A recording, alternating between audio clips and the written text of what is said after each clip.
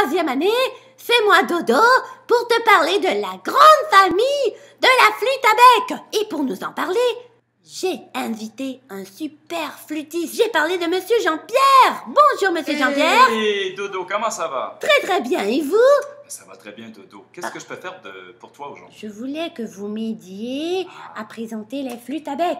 Bien sûr Dodo. Alors on va commencer par le petit bébé de la famille. La sopranino.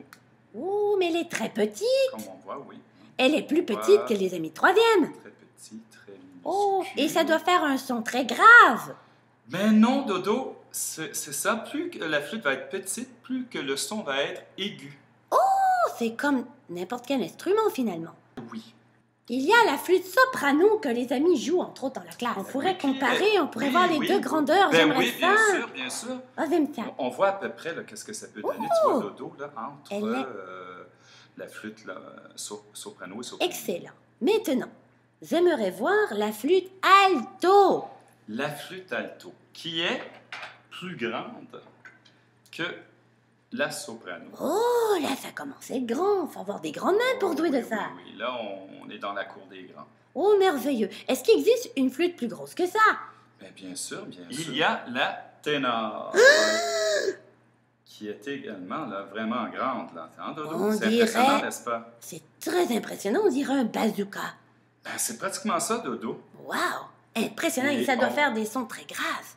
Oui, encore plus grave. Et on remarque, Dodo, au niveau des trous, là, tu vois, là, il y a une clé ici. Oh, une clé parce que ta main n'est pas assez grande? Mais oui, parce que là, les doigts ne peuvent pas tous rejoindre les trous parce que la flûte est plus grande. Alors, il y a une clé qui est comme une petite extension. Oui, c'est qui magnifique. remplace finalement les petits doigts qui ne peuvent pas se rendre plus loin.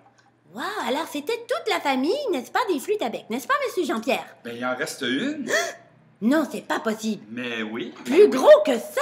Oui, qui est comme la grande maman, en fait, la grande maman des flûtes. Merveilleux. Qui est la flûte basse. Wow, ça c'est énorme! Très gros. Oh, Monsieur Jean-Pierre. Ça peut même faire comme un mousquet. C'est très drôle, Monsieur Jean-Pierre. Oui, effectivement, mais là, on remarque que sur la flûte basse... Oui, c'est bien de rapprocher pour les amis. Il y a plusieurs clés. Oh, mais ça doit être très compliqué. Les trous sont très distancés. Wow, Monsieur Jean-Pierre, est-ce que tu en joues?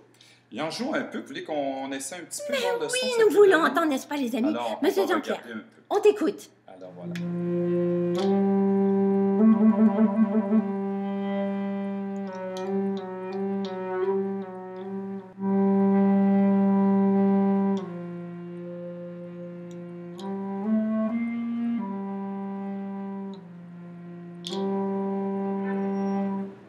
On a une idée à peu près de qu'est-ce que ça donne, Dodo, comme ça? Ça sonne très beau, c'est doux. C'est très doux, c'est très relax également.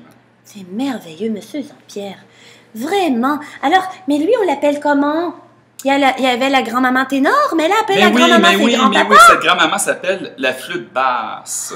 Basse. C'est la flûte basse. La flûte donc, parce qu'elle joue très bas. Exactement, et c'est aussi un son très doux et agréable, n'est-ce pas, les amis? Monsieur Jean-Pierre. Oui.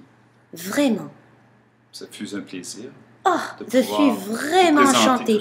Ah, merci, hein, les amis, nous sommes chanceux. On va se revoir une prochaine fois, les amis, également. Ce serait très bien. Merci beaucoup. Dodo, vraiment, je suis fier. Je suis fier. Oh. Écoute, je te sers une plume. Ah, ça y est, c'est la plume qui fait que je suis énervée. Ah, oh, merci tout le monde! Au revoir, les amis, là. Au revoir! Bye, Dodo.